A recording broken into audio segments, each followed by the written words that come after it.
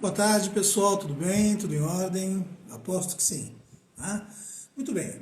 Hoje nós vamos para a parte 5 da nova lei de franquia, falando a respeito da circular de oferta de franquia, agora já entrando nos seus primeiros incisos e tratando do caput também. Né? Essa nossa live, a de número 5, a parte 5, ela está vinculada ao boletim número 21, que a gente sempre expede antes das lives, para vocês poderem ter um material escrito mais detalhado do que a live, tá certo? E poder também guardar com vocês.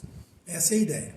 Muito bem, nós vamos começar falando a respeito da técnica de redação da circular de oferta de franquia, porque o caput do artigo traz para a gente, do artigo 2º no caso, ele traz para a gente a exigência de que haja uma redação clara da circular de oferta.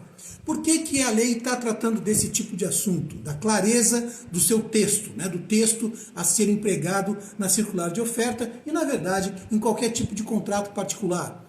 O que acontece é o seguinte, a técnica de redação jurídica ela não é acessível para leigos, tá certo? Não é fácil. Como é que você vai explicar o que é um embargo, um agravo, que é diferente de uma apelação e assim por diante?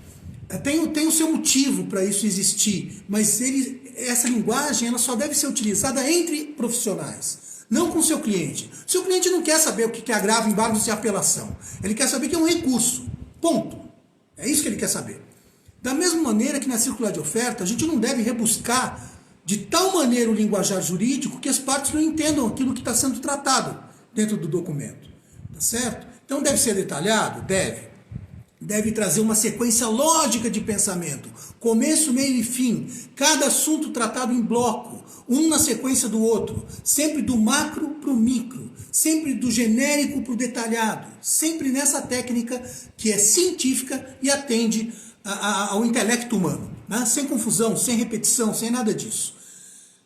Outra coisa importante que a gente viu aí na redação desse inciso, que ele pede que seja um resumo, tá?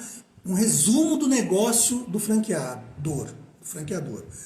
Esse resumo, gente, vai em contraste com aquilo que a lei pune, chamada de omissão do franqueador. A gente falou disso na live passada. Então, quer dizer, a norma ela pune o franqueador que for omisso em alguma informação, tá certo? E ao mesmo tempo ela pede que não seja uma coisa muito extensa, mas que seja um resumo. Então, quem é que na verdade vai definir o que é pouco, o que é muito? Está muito detalhado, está pouco detalhado, está omisso, não está? Quem é o órgão que vai regulamentar isso? Não vai, nem vai fiscalizar. Isso vai ser assunto certamente de ação judicial quando houver um problema entre franqueador e franqueado. Lamentável, lamentável. Mas é assim, interpretação de texto funciona dessa maneira. Tá bom? Muito bem. Outro detalhe que a gente chega aí é o seguinte, que ficou bastante claro para a gente aqui, na nossa equipe, que o franqueador, mais do que nunca, tem que aceitar o fato do seu interessado, do interessado em comprar a sua franquia, estar acompanhado de advogado e contador, tá? Ou de um dos dois. Isso fica muito claro. Por quê? Porque ao detalhar o negócio que ele quer expandir através das franquias, é necessário que ele coloque uma série de coisas como aviamento. Aviamento é um termo que tem muito advogado que nunca viu, não conhece. Aviamento é a viabilidade do negócio. Ele tem que deixar bem claro quanto o franqueado, na verdade, vai ter de lucro, quanto é que ele pode vir a receber em quanto tempo, quando ele vai ter o seu investimento de volta, tudo isso é detalhado dentro da circular de oferta de franquia.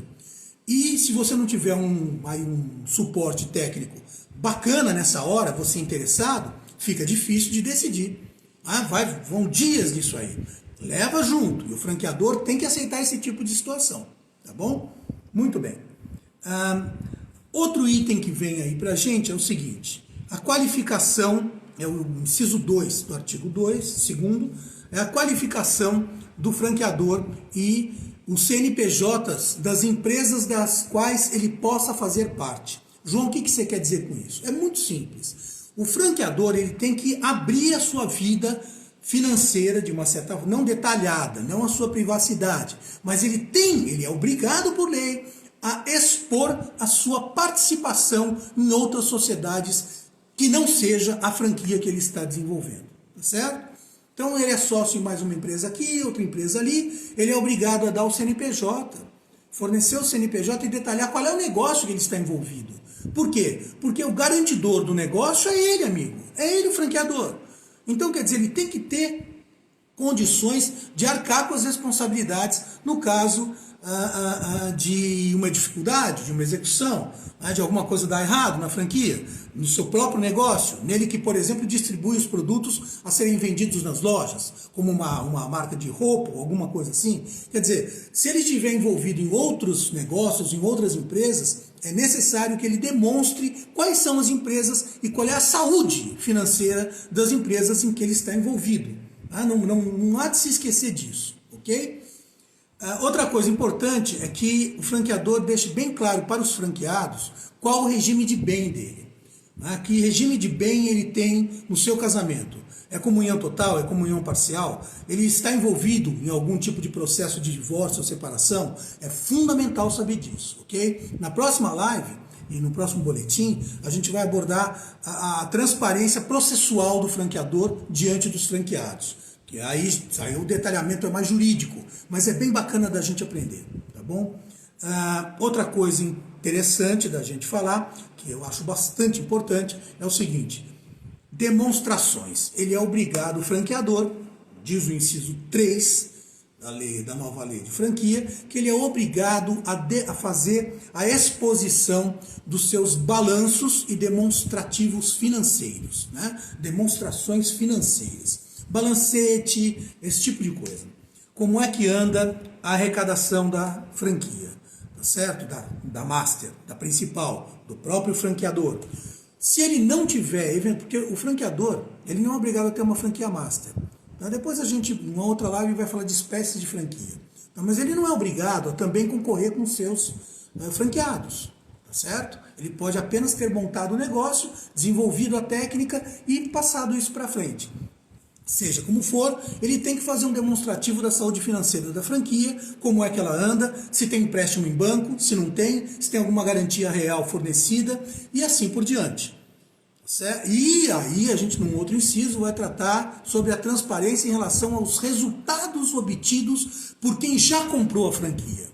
Então ele também é obrigado a demonstrar a felicidade e também a infelicidade de eventual franqueado que se deu mal no negócio. Isso não é optativo, isso é obrigatório.